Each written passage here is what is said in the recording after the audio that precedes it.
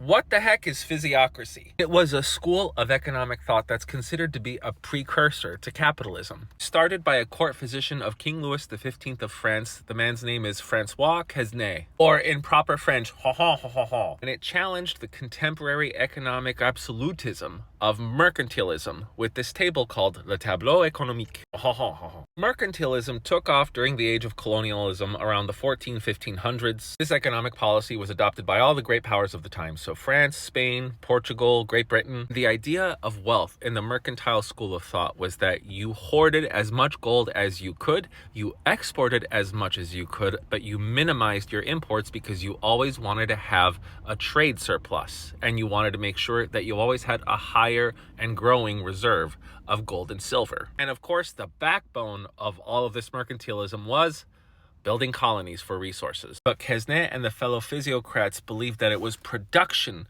which determined a country's wealth, not the hoarding of gold and silver. This placed a great deal of economic power in the common worker. These guys asserted that economics follows natural laws. I'm quoting from a book. Just as medical doctors began dissecting the human body and charting the path of blood, Quesnay charted the circulation of income in the economy. He saw the economy as a whole of three naturally independent classes: the farmers, the artisans, and the proprietors. And he believed it was the flow of income between these three parties that generated and maintained wealth for a country. Funny thing is, he believed that only land and agriculture had true value. So the farmers were called the productive class. The sterile class was the industrial laborers, merchants, and people like that. And then there's the proprietor class, which was just the landowners, the people who actually owned the farmland where everything was being grown. But the idea of having income flows among the three parties being in a state of balance was revolutionary. And this movement was happening at the time of Adam Smith, who's considered to be the father of capitalism and modern economics. While Smith didn't agree with everything, he believed strongly in the necessary flow of income from sector to sector. Even Karl Marx, the polar opposite of Adam Smith, gave credit to them in Marx's theories of surplus value. Now, of course, we can all say that it's mistaken to think that only land creates value, but you have to think this is around the 1740s, the 1750s.